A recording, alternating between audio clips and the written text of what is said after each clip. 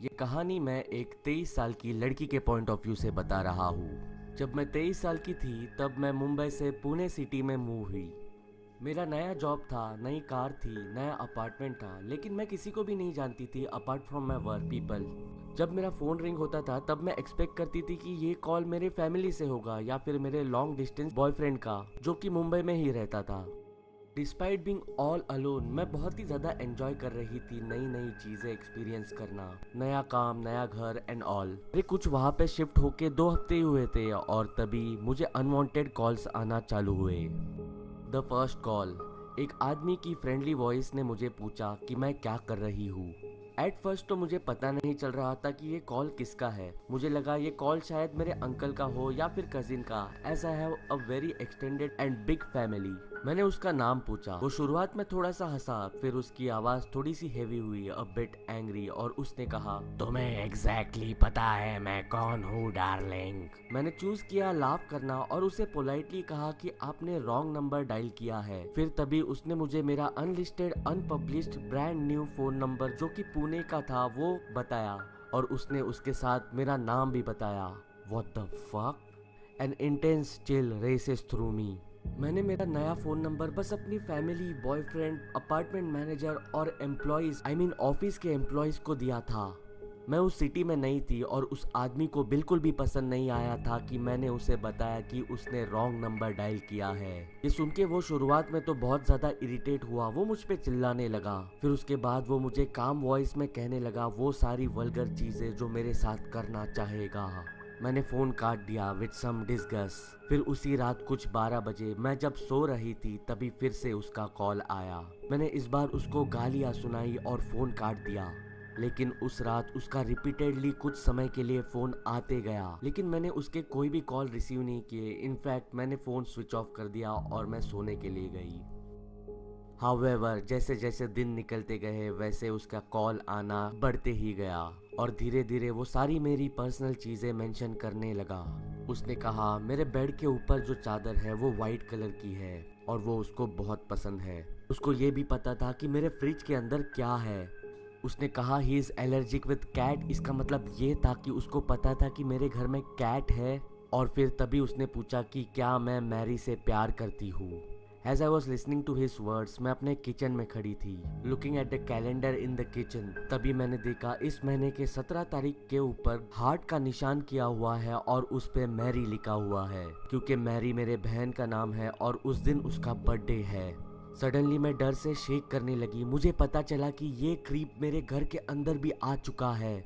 मैं वहाँ पे अकेली थी। I had no friends and family जिनके घर पे मैं जा सकूँ। It was just me versus that creepy mystery man.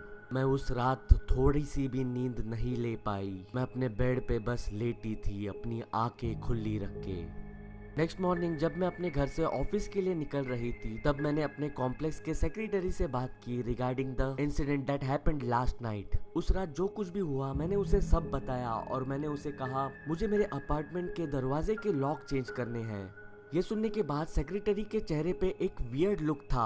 After a long pause उसने कहा कि उसको पता है कि मेरे रूम में कौन आता है और कहा कि it won't happen again. What the hell? Turns out she had a creepy rapey maintenance guy जिसने नोटिस किया मुझे, एक यंग लड़की जो कि एक नए सिटी में आई है और नए अपार्टमेंट में मूव इन हो रही है। उसको लगा मैं शायद उसका नया खिलौना हो सकती हूँ। उस सेक्रेटरी ने इमीडिएटली मेरे अपार्टमेंट के लॉक्स चेंज किए और प्रॉमिस किया मेरे अपार्टमेंट की दूसरी की वो खुद ही अपने पास रखेगी। Although the phone call stopped after that. मैं पूरे 1 साल के लिए पैरानॉइड थी क्योंकि मैं उस इंसान को जानती भी नहीं थी कि वो एग्जैक्टली कैसे दिखता है। मेरे घर पे जो कोई भी आता था मैं उसको शक के नजरों से देखती थी। मैंने वो घर छोड़ दिया only after my lease was up.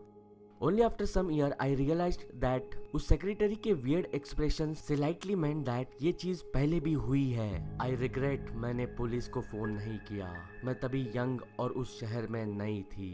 I hope you guys can learn from this।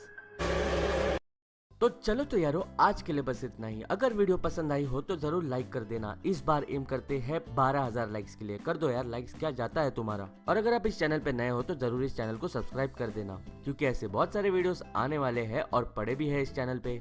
और अगर आपने सब्सक्राइब कर दिया हो तो सब्सक्राइब बटन के बाजू में पड़ा हुआ बेल आइकॉन भी दबा देना, क्योंकि जब भी मैं अपना वीडियो डालूं तो यूट्यूब आपको notification they. And first thing first, अपने चैनल के 3 लाख सब्सक्राइबर्स हो चुके हैं, तो अभी हम 3 लाख पंटर्स हैं। आई होप ये अपनी पंटर्स की पलटन बहुत ज्यादा बड़ी हो। And punters, thanks a lot for this love and support. And you guys can also follow me on my Instagram account, link मैंने डिस्क्रिप्शन में दे रखी है। अरे यार, मेरे इंस्टाग्राम पे मेरे 5000 फॉलोअर्स भी नहीं है यार, कर दो यार फॉलो, 10,000 तक तो पहुंचे हम। एनीवेज, इस बार का वर्ड है मैजिक। मैजिक ये वर्ड लेके आप कोई भी सेंटेंस फॉर्म कर दो और कमेंट कर दो। अगर आपके इस कमेंट को सबसे ज्यादा लाइक्स है तो मैं मेरी अगली वीडियो में आपको शाउट आउट दे दूंगा। पिछली वीडियो में सबसे ज्यादा लाइक्स आए थे era of Mahadev, Kamran Bhatt, mister astronomer, Januka Lama, my PlayStation और तरुण जायसवाल को। तो चलो तो यारों, मैं निकल। और एक बात, दुनिया में 2 तरह के लोग होते हैं, एक जो कैंपिंग के लिए निकलते हैं और दूसरे जो कैंपिंग के लिए नहीं निकलते। आप बस इस चैनल को सब्सक्राइब कर देना। तो चलो तो यारों, मैं निकलता हूँ। मैं आपसे बात करूंगा अगली वीडियो में।